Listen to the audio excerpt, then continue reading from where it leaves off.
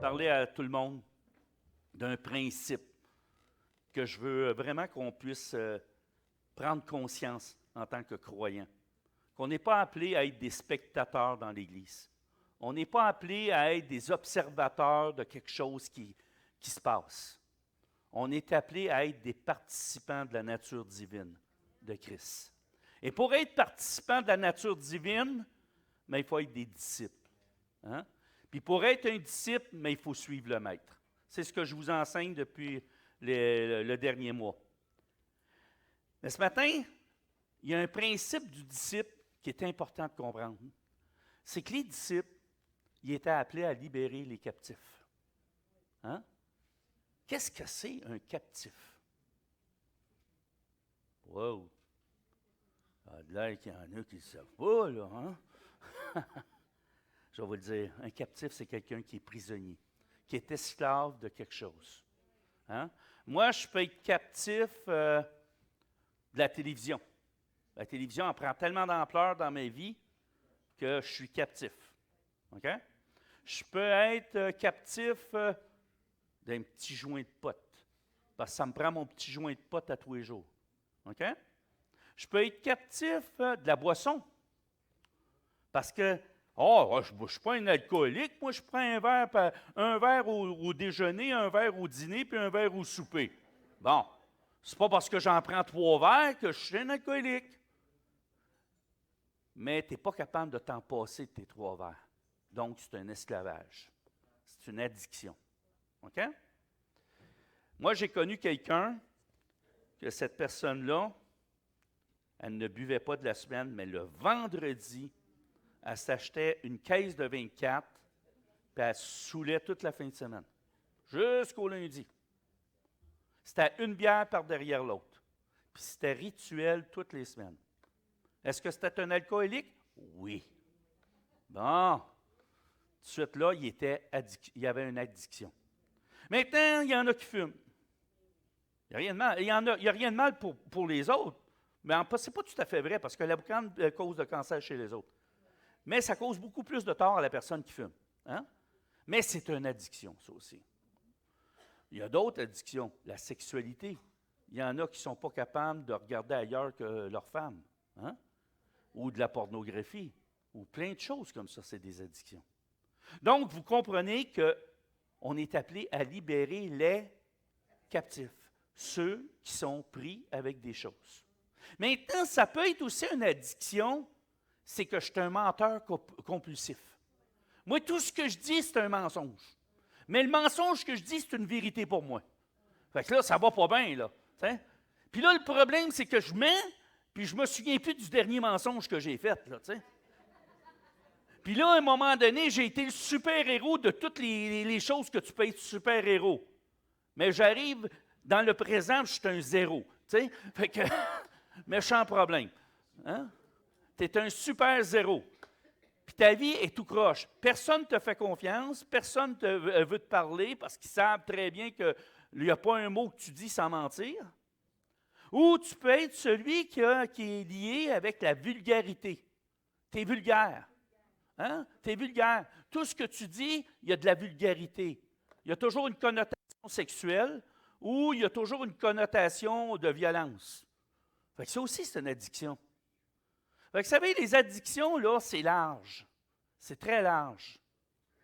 Hein? Et nous, en tant que peuple, on est appelés à libérer les captifs. Mais pour libérer les captifs, ça prend quelque chose. Il faut premièrement apprendre à connaître Dieu le Père, le Fils et le Saint-Esprit. Bon, si moi, Jean-Marie, je veux libérer quelqu'un, bien, il faut premièrement que je commence à être libéré moi-même. Hein? Parce que là, j'ai un petit problème. Hein? Parce que si j'ai le même péché que lui, qu'est-ce que vous pensez que les démons vont dire? T'es drôle, toi. Tu veux libérer ton ami, puis c'est moi qui te garde captif. C'est ça qui se passe. Hein? L'importance d'une relation avec Jésus est essentielle. Si vous voulez être capable de libérer les captifs, on a dit qu'un disciple, il suit le maître. Bon, on est-tu d'accord que Jésus priait? Pourquoi qu'il priait? Vous êtes-vous déjà posé la question? Hein? C'est parce qu'il voulait être en relation avec son Père. Parce que, remarquez bien ce qu'il va dire. Tout ce que je fais, je l'ai vu faire de mon Père. Hein? Mais nous, si on veut faire les œuvres de Jésus, il faut être en relation avec lui, voir ses œuvres et les accomplir. Tout ce que Jésus fait, je l'ai vu faire. J'ai lu sa parole, il m'a inspiré, il m'a donné des visions, il m'a montré des choses. Amen? Mais ça ne s'arrête pas là. Parce que le Seigneur, lui, ce qu'il veut, c'est qu'on ait une relation avec lui. Mais cette relation-là, elle ne peut pas juste être comme ça. Il faut qu'elle soit comme ça aussi. Hein? Frères et sœurs. Et il faut qu'elle soit aussi plus bas, le monde. Hein? Ce qui fait la croix. On regarde à Jésus, Jésus nous remplit, on est capable d'aimer nos frères et sœurs, puis on est capable d'aimer le monde. On est capable d'avoir un regard comme Jésus a un regard. Moi, quand je regarde quelqu'un qui a une addiction avec, mettons, la drogue, je ne le regarde pas comme un drogué. Je le regarde comme une victime de l'ennemi. Pourquoi? Parce que je sais que Jésus le regarde comme une victime. Et là, si je le regarde comme une victime, j'ai une compassion pour lui. Je ne commence pas à juger son comportement, mais je commence à regarder l'être humain qui est là et qui souffre. Et là, je peux agir. Parce que toute la puissance du Saint-Esprit vient de l'amour. Si tu n'as pas d'amour, t'es quoi? T'es rien. Une cymbale qui résonne. Et remarquez, je vous parle de relations. Il y a un passage des Écritures où des hommes se présentent à Jésus, puis ils vont dire à Jésus, « N'avons-nous pas prophétisé en ton nom? N'avons-nous pas chassé des démons en ton nom? » Et Jésus va leur répondre simplement, « Je ne vous ai pas connu. » Pourquoi il dit ça? Parce que le mot « connaître » veut dire une intimité.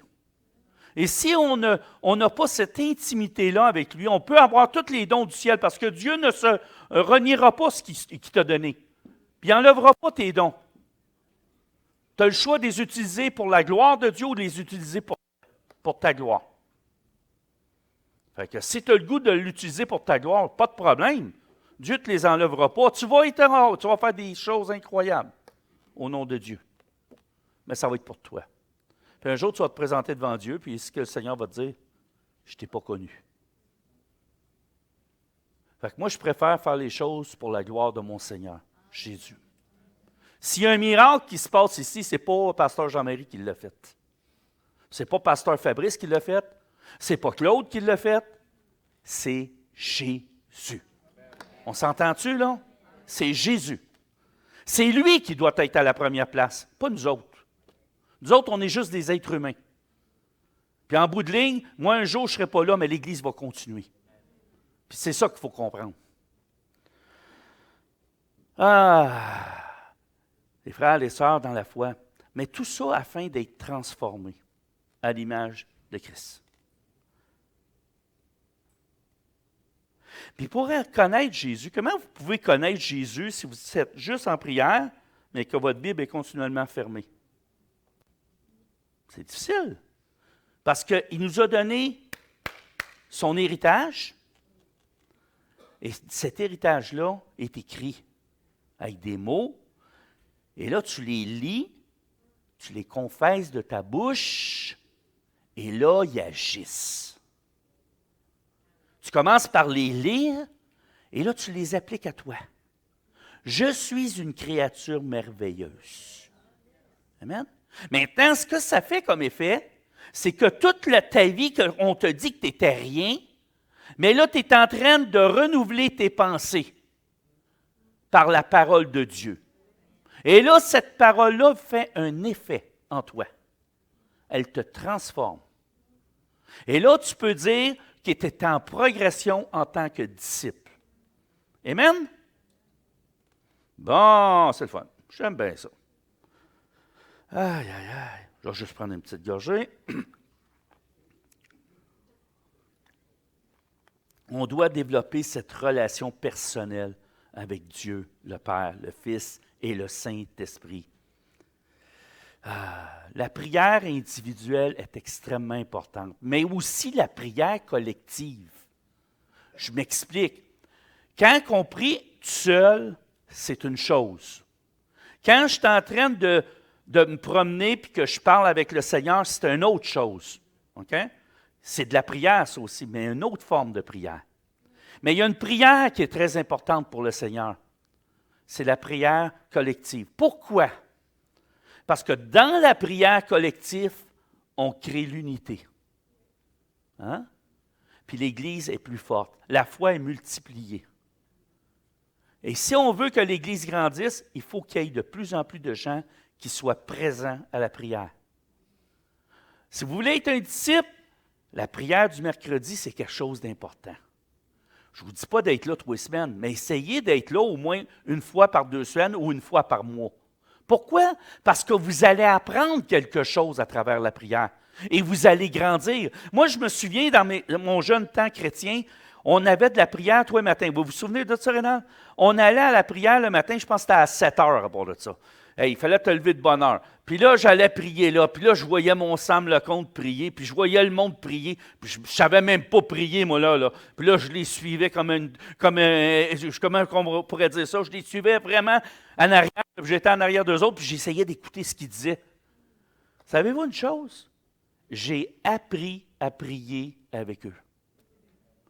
Ils m'ont enseigné à prier, à intercéder.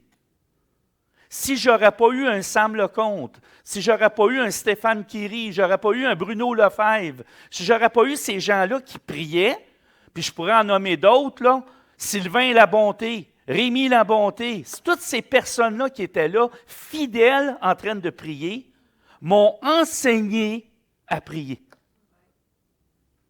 Mais si je ne serais pas allé, comment j'aurais fait? Comment j'aurais fait? Tout seul. Vous savez, on a besoin des autres. Puis la pandémie nous l'a montré. Hein?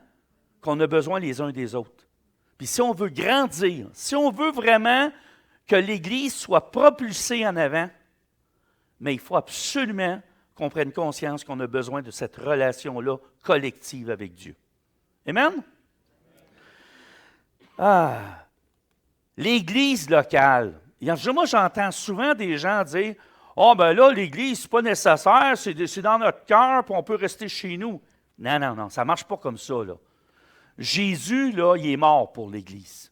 Hein? Il est mort pour l'Église. Puis Paul va même dire « Priez, travaillez à l'unité. » Comment tu peux travailler à l'unité si tu restes chez vous? Hein? Tu vas avoir l'unité avec qui? Avec toi? C'est pas difficile, ça. Quand qui parle de travailler à l'unité, c'est parce qu'il faut se regrouper. Il faut être ensemble. Hein? Puis il y a un but là-dedans. Dieu avait un but. C'est que la foi se multiplie. Elle devient exponentielle quand on est ensemble. Si moi j'ai de la foi, je transmets cette foi. Comprenez ce que j'essaie de dire là? Et plus qu'on est, et plus que la foi est forte. Et plus qu'on voit des manifestations de l'Esprit. Ça, c'est un fait. Amen? Maintenant, j'aimerais ça, mon ami, que tu me mettes la première diapo. Oh! Ah, je vais vous expliquer c'est quoi un chrétien kangourou. Le chrétien kangourou, là, c'est le genre qui saute d'église en église.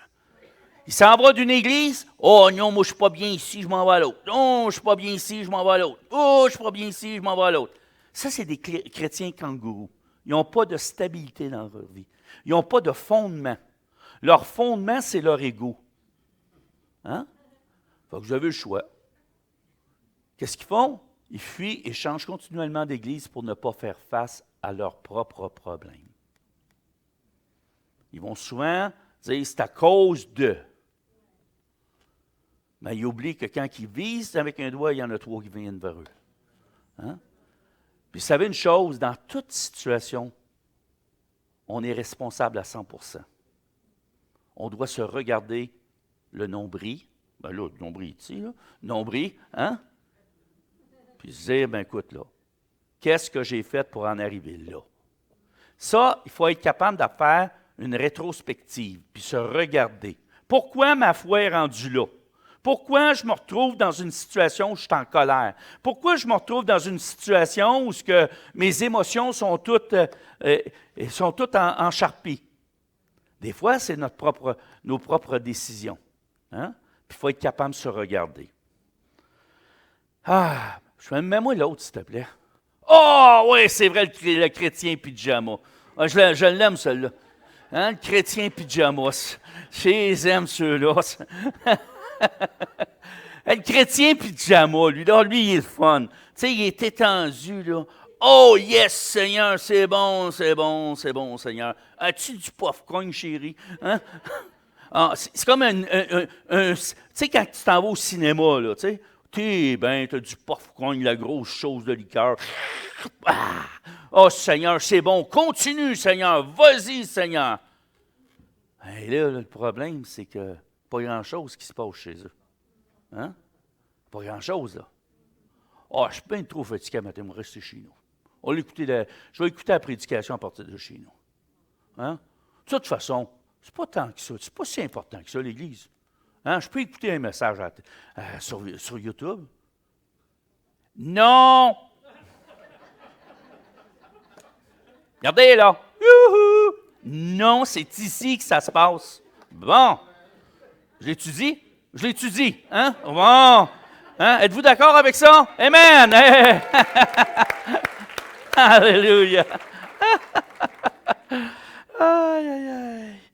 Tu veux-tu me mettre l'image numéro 1, s'il vous plaît? L'autre. Alléluia! C'est quoi notre mission?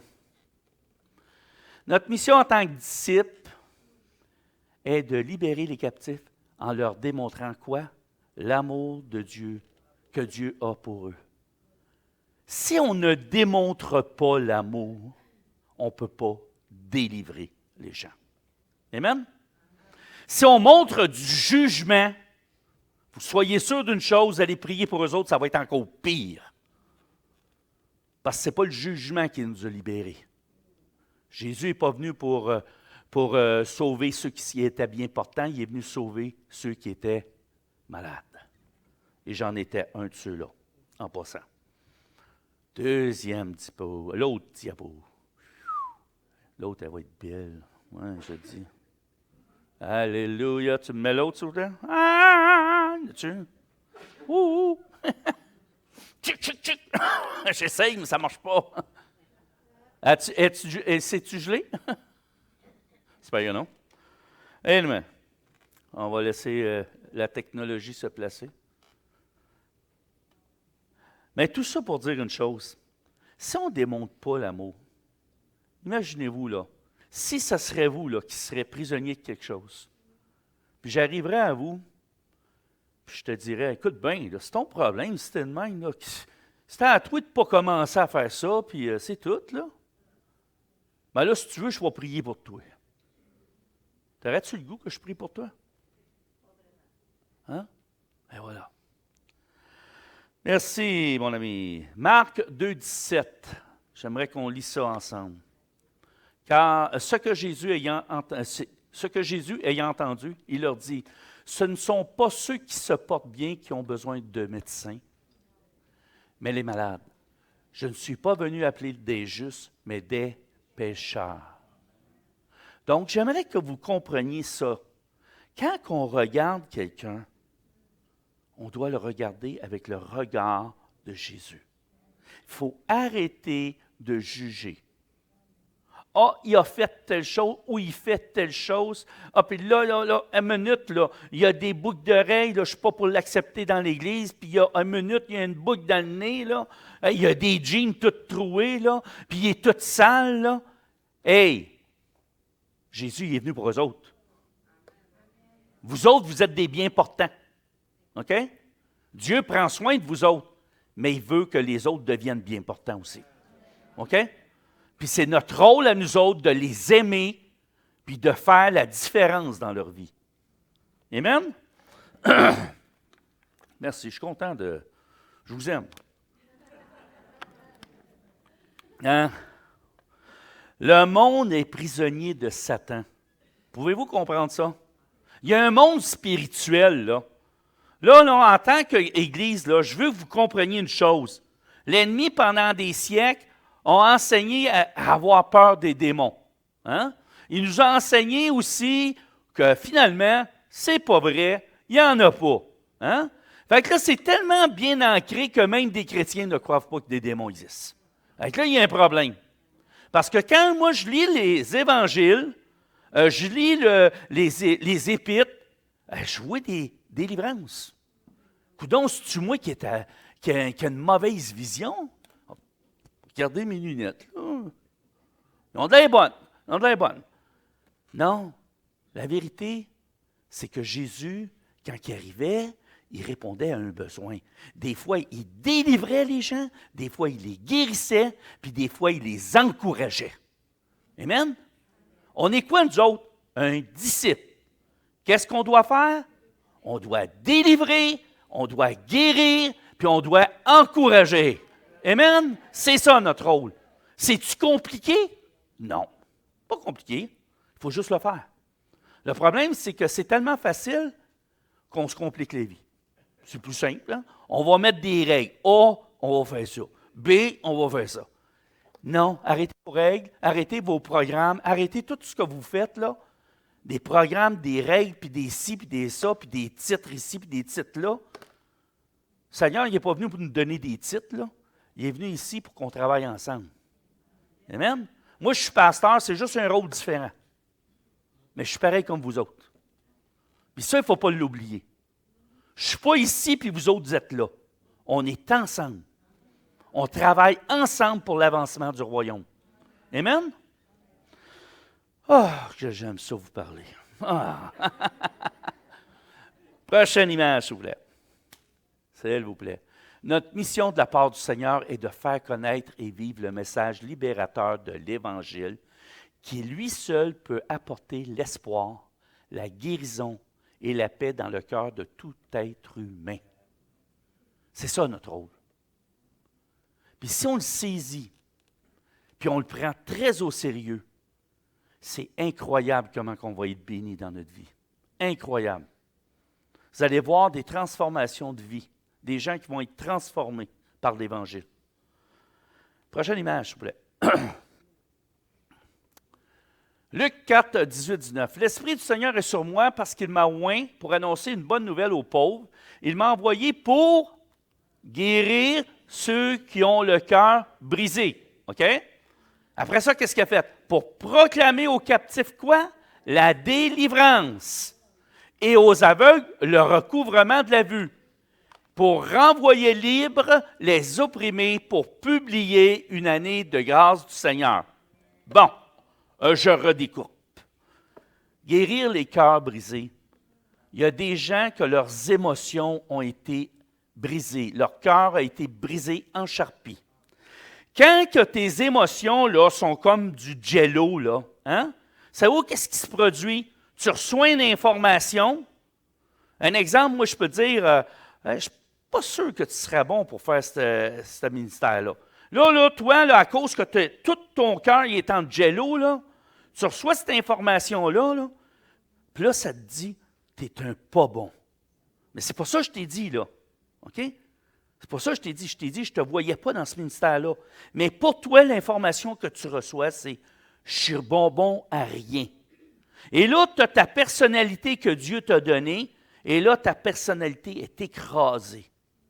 Et tu ne t'épanouis jamais en tant que chrétien. Et le Seigneur est venu pour guérir ça, cette jello-là. Pour que le jello, là, il soit moins mou, là, tu sais. Que votre cœur soit solide. Soit pas... Puis il y a une parole qui va dire, préserve ton cœur plus que toute chose. Hein? C'est dans le Proverbe. Puis je vous dis une chose, si on préserve notre cœur, ça ne veut pas dire de fermer notre cœur. Il y a une différence. Il y en a qui vont fermer leur cœur pour se protéger. C'est pour ça que le Seigneur dit, préserve ton cœur. Ça veut dire, soit fais attention à qui tu te confies, fais attention de la façon que tu parles. Ne permets pas à quelqu'un de venir te blesser. Comprenez-vous ce que ça veut dire? Il y a une différence, là. Puis si tu as été blessé, mais je vais t'annoncer une grande nouvelle. Si tu veux être délivré, il faut que tu pardonnes. Puis c'est pas moi qui le dis. Hein? C'est pas moi qui le dis. C'est ça qui est le fun. Moi, tout ce que je vous dis, c'est pas moi qui le dis. Fait que, vous pouvez pas venir me voir après et dire « Ah, c'était pas bon. » Non, regarde, c'est écrit. Comme ça, je ne me chicanerai pas avec vous autres, puis on va toujours avoir du fun. Hein? C'est le fun, ça? Amen. Alléluia. Nous sommes tous des pécheurs. Il ne faut jamais oublier ça. Et c'est Jésus qui nous a délivrés de notre captivité. Rappelez-vous d'où vous veniez. Puis arrêtez de regarder les autres comme si vous étiez mieux qu'eux autres. Vous êtes identiques. L'être humain souffre.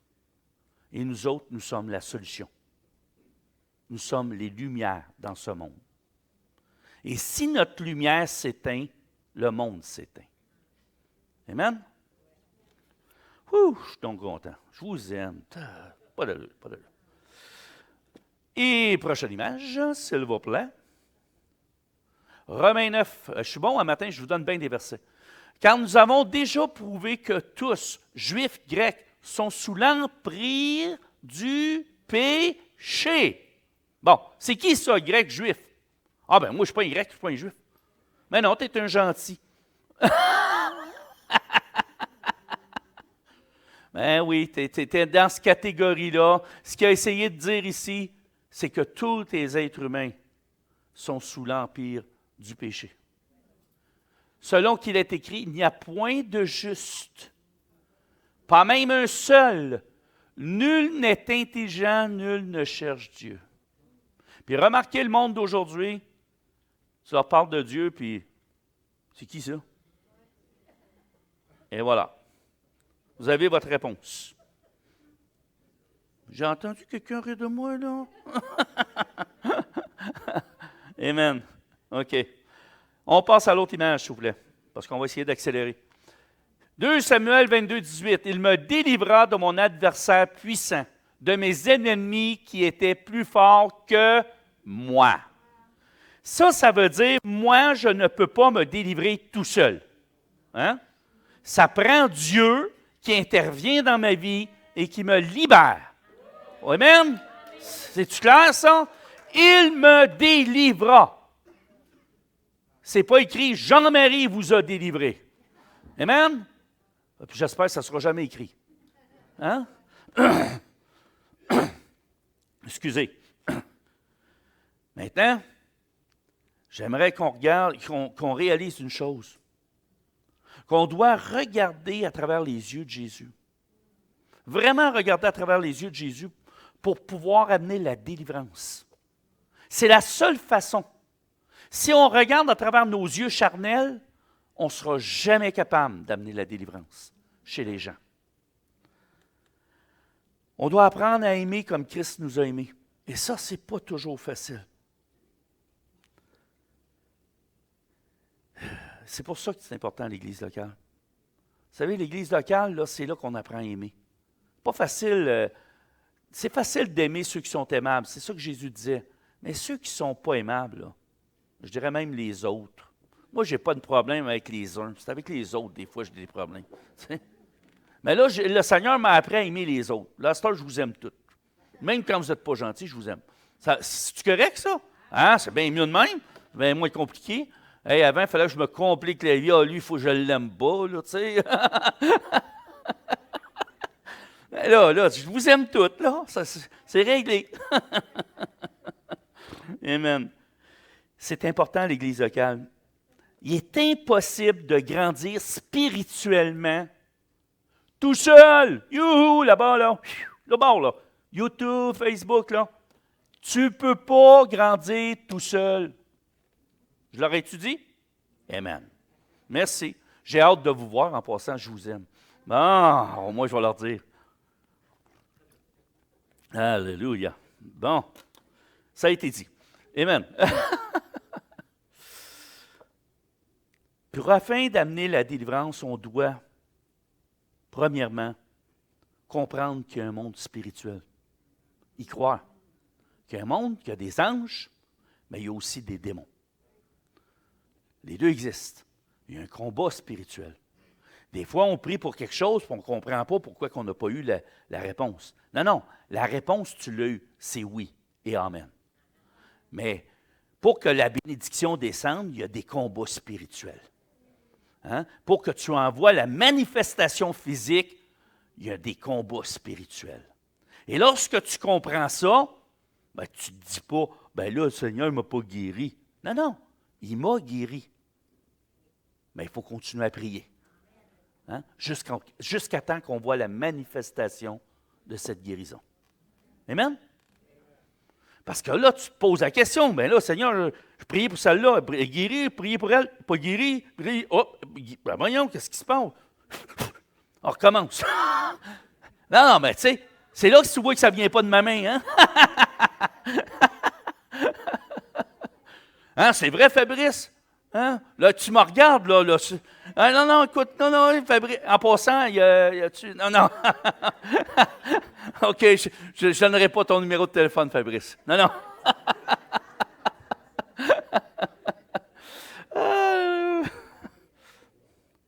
On doit apprendre à connaître notre ennemi, Satan. On doit connaître comment il fonctionne pour être capable d'amener la délivrance. Je vais vous donner quelques points. Tu veux-tu me mettre l'image 9? Premièrement, l'activité des démons. C'est quoi leur activité? Qu'est-ce qu'ils font eux autres dans la vie? Ben, disons dans la mort. Ça va être mieux pour eux autres, hein? Parce qu'ils ne vivent pas dans la vie, ils vivent dans la mort. C'est bien bizarre l'affaire. Ils sont là pour tenter sous forme verbale. Bon, je vais vous expliquer, là. Moi, j'étais un petit démon, là, puis je m'en viens. Tout. Hey, Richard! As-tu vu le 5 piastres qui est sur la chaise? Tu devrais le prendre. Hein? Et là, il y a un ange qui arrive et dit, « Richard, que fais-tu? » Oui, il y a un combat spirituel. Et oui, des fois, tu vas avoir l'impression d'entendre deux voix. Okay? La voix de ta conscience puis la voix de l'ennemi qui veut te faire tomber dans un péché. C'est ça qu'il fait. Il nous tente sous forme verbale. Ça, c'est son premier niveau que j'appelle. Le deuxième niveau, c'est que quand on décide de l'écouter, il commence à nous harceler. Il nous harcèle. Et là, c'est un harcèlement que tu t'en vas te coucher, puis là, ça continue comme une boucle. Tu sais, t'es un tatan, t'es un tatan, t'es un tatan. Non, je suis une belle créature. T'es un tatan. Non, tu es une belle créature. T'es un tatan. T'es rien, tu vaux rien. Puis là, ça continue. OK? Toutes les paroles de mort que vous entendez, les paroles qui vous diminuent, les paroles qui font de vous une personne qui n'a aucune valeur, ça vient d'un démon. C'est-tu clair? Et c'est important que vous compreniez ça. Amen? Alors, un coup qu'il a commencé à vous harceler, qu'est-ce qu'il fait? Il va vous tourmenter. Et là, le tourment, là, c'est vraiment douloureux. Là. C'est mental. C'est quelque chose qui se passe dans les pensées. Mais c'est dur. Tu n'arrives plus à dormir. Puis tu te fais réveiller dans la nuit avec ça. Je vous parle d'expérience que j'ai vécue. OK? Et là, l'autre niveau, il va vous contraindre, il va vous empêcher d'agir correctement. Il va vraiment commencer à prendre un contrôle sur vous. Il ne peut pas prendre votre cœur en tant que chrétien, mais il peut tellement bien vous influencer qu'il peut en arriver à vous contraindre à faire des choses. Amen? L'autre, s'il vous plaît. Pas fini. Et là, c'est l'étape là, où ce qui est le fun là, pour lui. Oh, qu'il a du plaisir avec ça. Là, il va vous rendre esclave. Les addictions aux drogues, les boissons, cigarettes, potes, sexe, puis vous pouvez en mettre, comme j'ai dit tantôt, là, une panoplie. Là, OK? Un coup que tu étais rendu là, là, tu vis dans la culpabilité face à Dieu. Tu te sens comment? Souillé. Hein? Tu sens que tu es sale en dedans, que tu ne fais pas la volonté de Dieu, tu ne te sens pas bien. Bon, est-ce qu'ils sont tannants? Hein? Ils sont vraiment tannants. On devrait leur botter le derrière. Hein? Ouais. Et moi, là, j'aime bien ça, leur botter le derrière. Ils vont vous tromper. Ils vont vous dire que finalement, Dieu ne vous aime pas. Ils vont vous dire que si Dieu vous aimerait, ça ferait longtemps que vous seriez libre. Mais que Dieu n'est pas puissant parce que, regarde, moi, je suis plus puissant que lui. Hein? Puis là, ils vont te dire, regarde, il n'y a personne qui est capable de te comprendre. Personne ne peut t'aimer assez pour t'aider. Oh non, il ne va pas dire que tu as un problème, parce que si tu dis un problème, ils vont te juger. Puis c'est ça qu'il fait, là, il te trompe. Et là, plus qu'il te trompe, plus que tu te sens souillé. Hein? Plus que c'est un cercle vicieux. Et là, à un moment donné, ça devient physique. Ne croyez pas ce que je vous dis là, mais c'est la vérité. Il va vous rendre faible. OK? Il va vous rendre malade. Là, vous allez commencer à vivre de la fatigue, de l'insomnie. Puis il y en a jusqu'à la mort qui va les tuer. OK? Il va amener une maladie pour les tuer. Et c'est ça qu'ils font, les démons. Mais si vous comprenez le mécanisme, il ne commence pas comme à la fin, là. C'est tout un mouvement doux et en douceur. Ils sont très subtils. Hein? Ils savent qu'ils n'attirent pas une mouche avec avec du vinaigre. Oh, c'est bien ça. L'homme, c'est mieux que l'autre. C'est plus, ça se dit mieux. Ben, pourquoi tu ris, Daniel? Hein? C'est ça. Mais je ne l'ai pas dit, hein?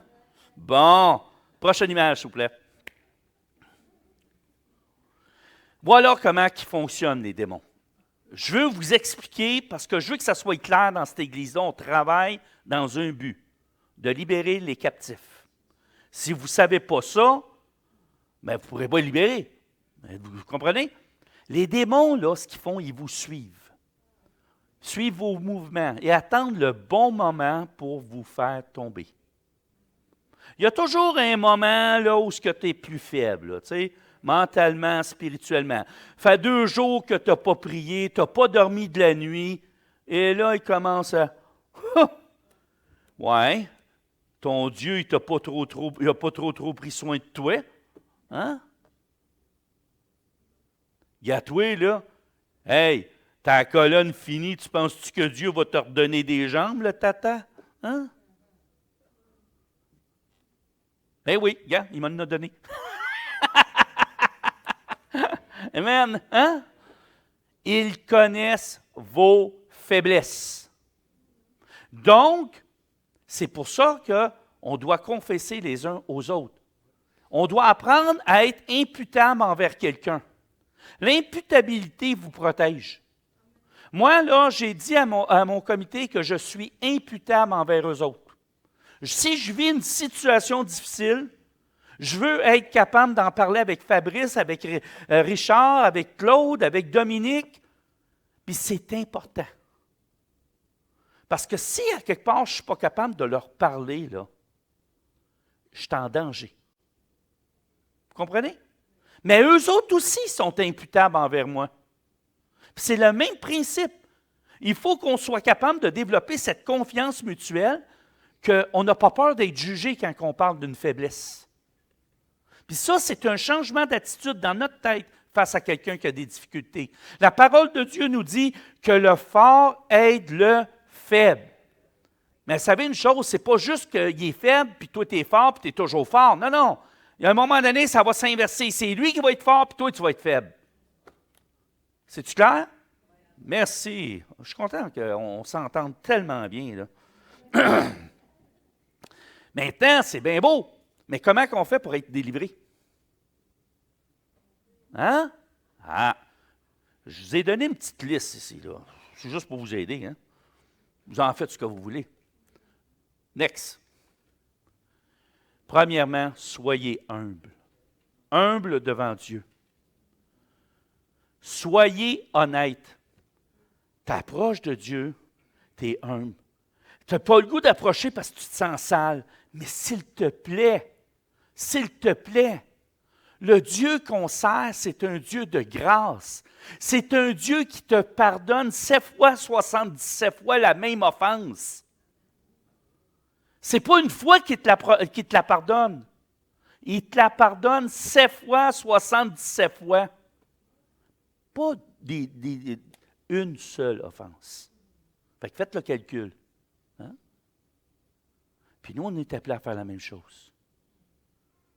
S'il vous plaît, l'humilité, c'est ce qui va vous faire avancer. L'orgueil, c'est ce qui va vous faire tomber. Soyez humble. Reconnaissez votre condition. Montrez au Seigneur que, oui, Seigneur, je ne suis pas dans un bon état, j'ai besoin de toi. Amen? Soyez honnête. Arrivez pas devant le Seigneur, tu sais, Seigneur, je suis tombé là-dedans, mais il faut que tu comprennes, par exemple. Tu sais, tu comprennes, là, c'était pas simple, là, hein? C'était vraiment pas simple, là. Tu sais, le 5 piastres, il était là, puis c'était dur de dire non, hein? Je me sens pas tellement coupable de l'avoir pris. C'est un peu parce que je sais que tu m'as vu, hein? C'est pas ça, une repentance, là. Une repentance, c'est un regret sincère qui vient du cœur, hein? Puis c'est un changement d'orientation. Tu changes ta façon de penser.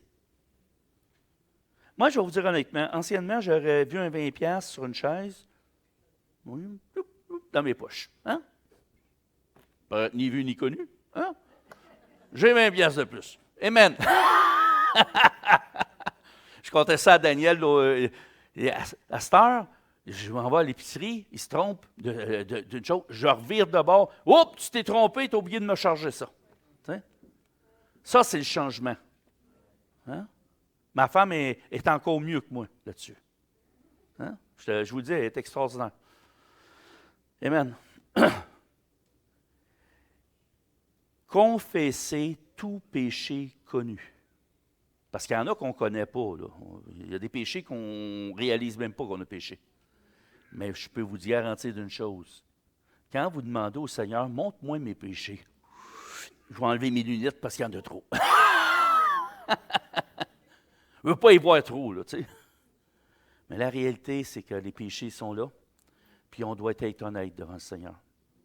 L'honnêteté, l'intégrité devant lui, vous ne pouvez pas vous imaginer ce que Dieu peut faire à ce moment-là. Donc, ça prend ça. Mais connu de moi, mais aussi des péchés de mes ancêtres. Ah! Ben oui, parce que, vous savez une chose, là, si moi, là, dans les générations avant moi, ils ont fait de la sorcellerie, hein? Pensez-vous que ça ne m'affectera pas, vous? Ah, j'ai accepté, Seigneur, je suis une nouvelle créature. Oui. Wow, les moteurs! Hein? Tu as besoin de couper ces liens ancestraux. Parce que s'ils ne sont pas coupés, tu vas avoir des problèmes toute ta vie chrétienne.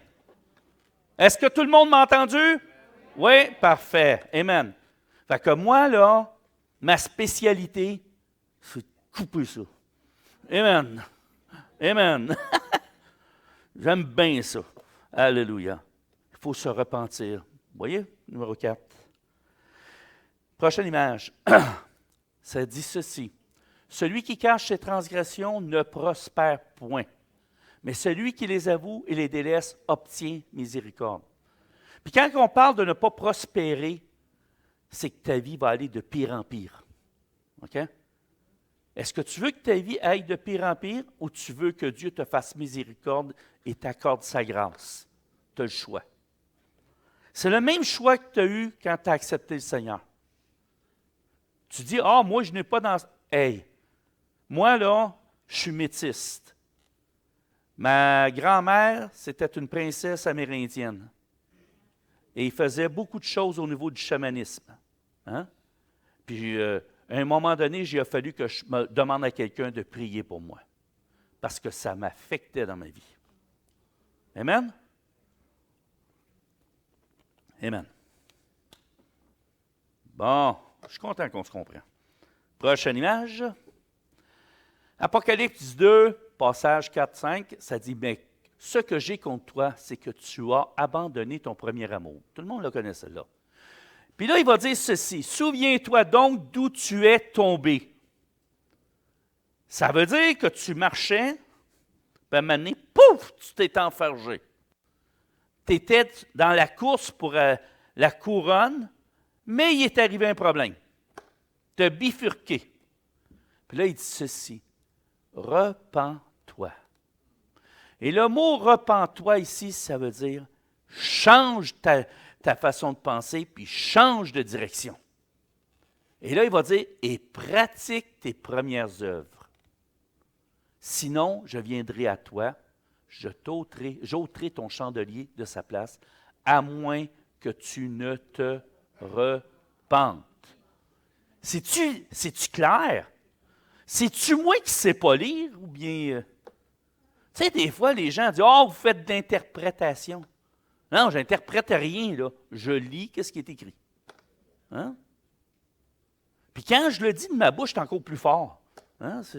Je sens qu'il y a quelque chose là-dedans d'important. Mais ici, ce qui est important, là, c'est que Dieu, c'est un Dieu de grâce, puis il le prouve ici.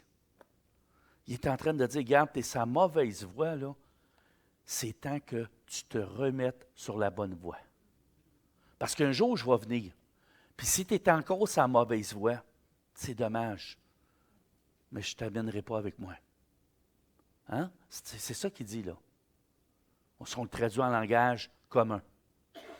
Fait que, repentons-nous pendant qu'il est encore temps. Amen? Prochaine image. Après avoir tout fait ça, je me suis repenti. Il faut que je renonce. Je vous explique c'est quoi le principe de renoncer, puis je vais essayer de me dépêcher. Renoncer à un démon, c'est de dire, quand tu veux être délivré, je renonce à tomber à nouveau dans ce péché. Comprenez-vous? Je ferme la porte qui a été ouverte et je renonce à partir de maintenant à ce péché. Et là, il y a quelque chose qui se passe. Parce que moi, là, si je prie pour toi, pour que tu sois délivré, inquiète-toi pas, tu vas être délivré. Mais si tu ne renonces pas, ça veut dire que tu viens de laisser la porte ouverte. Et là, le problème, c'est que les démons que j'ai expulsés vont revenir avec 7 autres démons. Et ta condition va être 7 fois pire. Est-ce que c'est clair, ça? Donc, c'est extrêmement important que tu renonces. Maintenant, il faut que tu brises tout contact avec le monde occulte ou ésotérique ou nouvel-âgiste. OK? Tout ce qui a rapport à ces choses-là, c'est de l'occultisme. OK? Ça vient du monde obscur. Il faut que tu brises ça. Tu ne peux pas suivre Jésus et dire « Vis, tu as la lumière en toi ». Non, non. C'est pas, je ne remercie pas la vie pour qu'est-ce que je suis. Je remercie Dieu pour qu'est-ce que je suis. Amen? La vie n'a rien à voir là-dedans parce que la vie appartient à Dieu. Amen? On brise les liens spirituels de ces choses-là afin d'être libre en Christ. Sans ça, tu vas être esclave. Tu as le choix. Prochaine image. Ouais, merci. Car la grâce de Dieu, source de salut pour tous les hommes, a été manifestée. Elle nous enseigne à renoncer. C'est tout ça qui est écrit? Renoncez à l'impiété et aux convoitises mondaines. À vivre dans le siècle présent selon quoi? La sagesse, la justice et la piété. Quand on parle d'une personne qui est pieuse, c'est une personne qui est en relation avec Dieu, c'est une personne qui cherche Dieu, c'est une personne qui marche dans les voies de Dieu. Ça, c'est une personne pieuse. Amen? 17.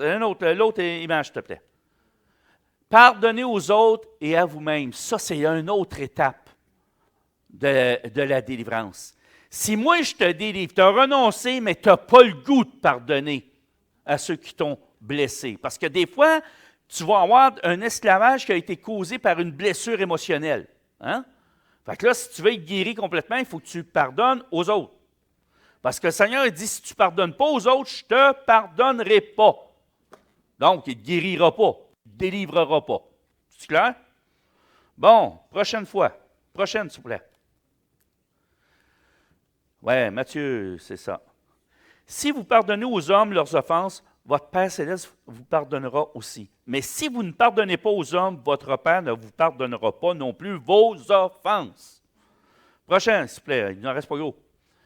Confessez ou proclamez votre foi et votre délivrance en Jésus. Ce n'est pas suffisant de dire que le pasteur a prié pour moi, il m'a délivré. Il faut que tu confesses avec ta bouche, pas avec tes orteils, là. Hein? Avec ta bouche, ça veut dire qu'il faut que tu ouvres ta bouche. Je suis délivré. Bon, c'est clair. Est-ce que c'est assez clair, ça? Oui, hein? Bon, merci.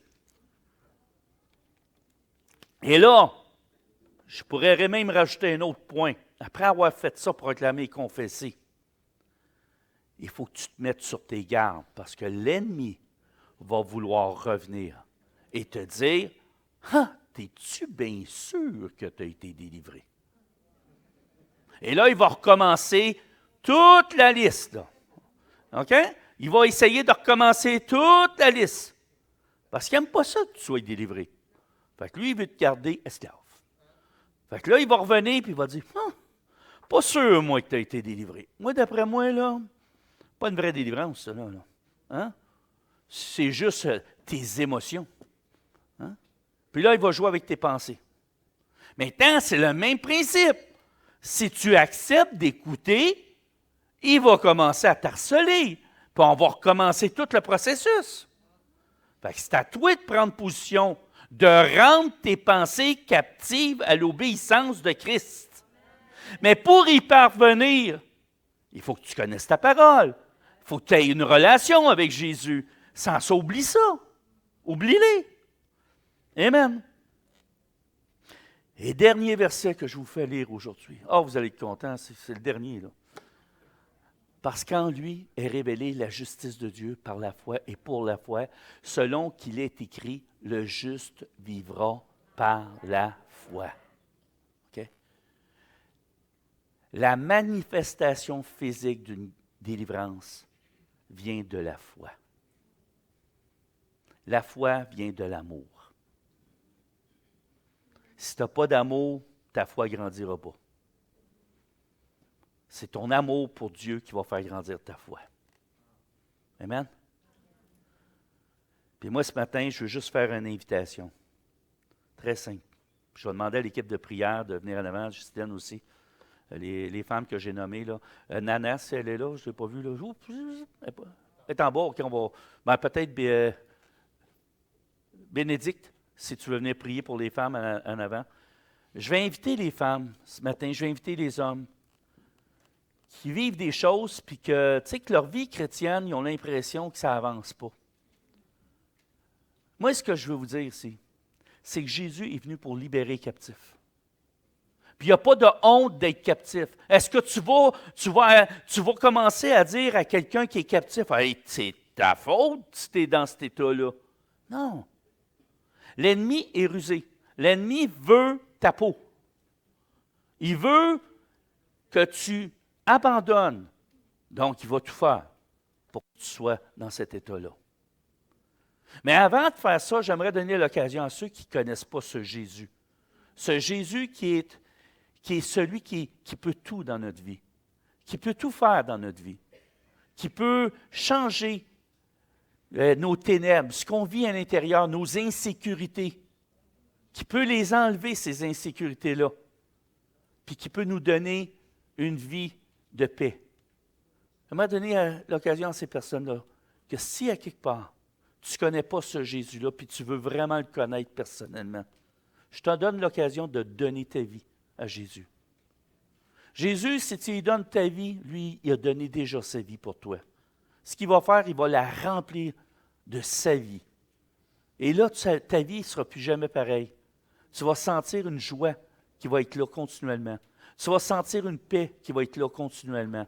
Et plus que tu vas avancer, puis que tu vas apprendre à connaître Jésus, et plus qu'à quelque part, tu vas comprendre que tu n'as pas été mis sur cette terre pour rien. Que tu as un plan, que Dieu avait un plan pour ta vie. Alors, j'aimerais ça donner l'occasion à ces personnes-là, juste de prier avec moi. Tu sais, de prendre le temps de prier, faire cette prière, de la répéter avec moi. Père éternel, je te demande premièrement pardon, Seigneur, pour tous mes péchés. Et Seigneur, je le sais que tu es mort sur la croix pour chacun d'eux. Et Père éternel, je veux te demander de m'accepter comme enfant.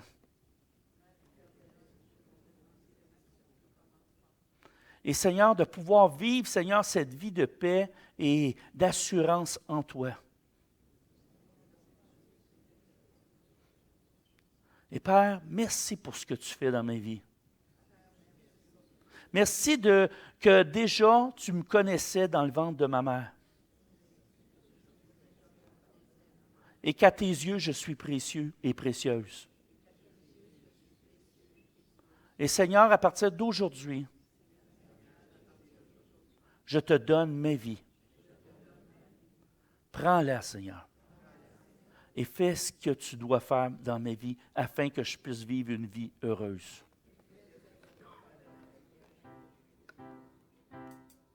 Dans le nom précieux de Jésus.